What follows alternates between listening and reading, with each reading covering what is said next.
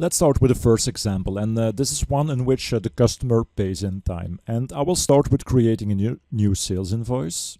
So I will sell to customer 10,000, and we just saw that this customer is set up with a payment term that has payment discount at the 2%. But notice that you can still make any changes. So I can remove the payment discount, I can increase it, I can do whatever I want. But in this case, I will stick with the 2%.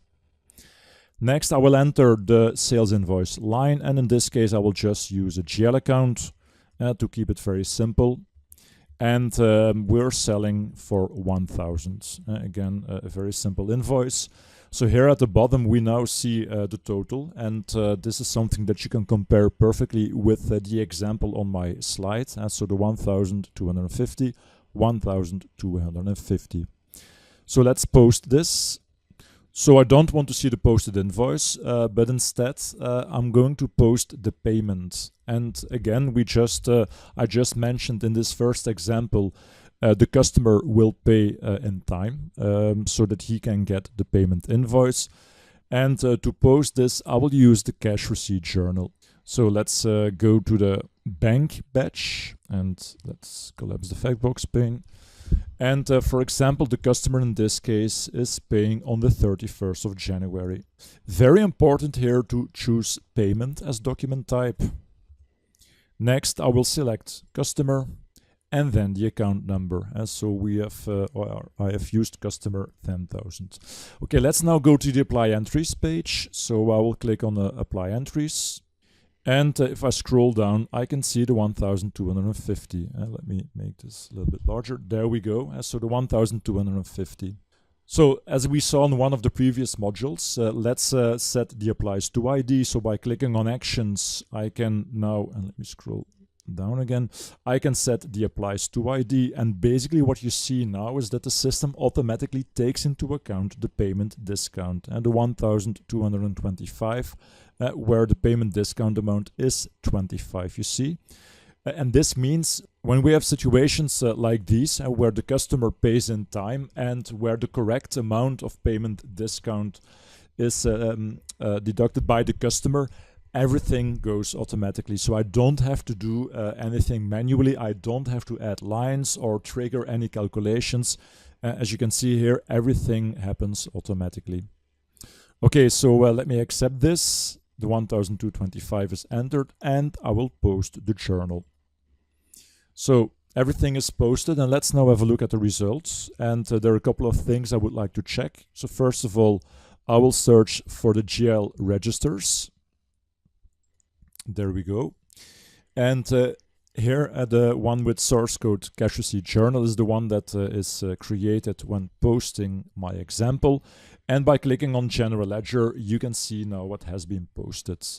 So I can see 3 lines, the 25 and the payment discount posted to an expense account, and then the bank account and the customer account. And also this is something that is fully automatically. But then I'm also interested in the customer entries. So let's go and check the customer. So I will go to customers. And let's go and have a look at customer 10,000. So I would like to see the customer ledger entries. So if I click here on navigate history ledger entries, there we go. I can see now here at the top the payment of 1,225, but the amount, the original amount, the amount is 1,250. And also here, remember something we saw in one of the previous modules.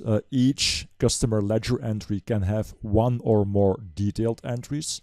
And now if I click on navigate to show the detailed ledger entries, you can see here the different detailed ledger entries. So the initial entry, the 1,225. There is an application of 1,250 because the invoice has to be applied completely, and then the difference between the two, the 25, is payment discount. So this means that it's also very easy to get an overview of the customer ledger entries with entry type payment discounts. Let's also look at an example where the customer is paying after the payment discount dates. So I will start in exactly the same way. So I will create a new sales invoice for the same customer. And I will also use the same amount, but let's first double check. The due date is the 23rd of February, but if I go and have a look here, the payment discount date is the 31st of January. And in my first example, the customer paid on the 31st, which means that they could get the payment discount. And we saw that the system processed the payment discount fully automatically. Okay, in this case, I will post to the same GL account the same amount. So let's keep it easy what that's concerned. So 1,000. Okay, so I will post again. I don't want to see the posted invoice, but also here, let's go to the cash receipt journal to post the payment. So I will use the bank badge again. But then that's very important now in this example. I will post the payment on the 1st of February 2020. So 1 day too late. So my document type will be payments. There we go. It's a customer that's paid the invoice, of course, customer 10,000. And I will go to the apply entries function again. So by scrolling down, I can see the line, my new invoice appearing here. And I will run the set applies to ID function. There we go. And now you can already, of course, see the difference with my first example. So now the system doesn't trigger the payment discount anymore because the payment is received 1 day too late. So this means that now the system suggests to apply the full amount. But suppose now that the customer still took the payment discount. So they only paid 1,225. So they took the payment discount. Then there are two things that you can do as a user. First, you can leave the amount as an open amount and ask the customer to still pay the 25. Or you could decide to give the customer the payment discount because maybe it's a very loyal customer and they're only paying 1 day too late. So let's still give them the payment discount. Now, if this is the decision, then of course it would be very efficient if we can process the payment discount in the same way as in my first example, with all the detailed customer ledger entries, with posting to the correct GL accounts and so on. Now this is possible, but in order to do so, I will have to change the payment discount date on the application entry. So if I scroll to the right, you can see here the payment discount date, and notice that this is an editable field, so I can change the field. And now if I move the field to the 1st of February 2020, you will see now that the payment discount is triggered again fully automatically. So now the system suggests 1,225, and we do have the 25 as payment discount amount. So now if I click on OK, the 1,225 is inserted here in my cash receipt journal line, and I can post again. And the result will exactly be the same.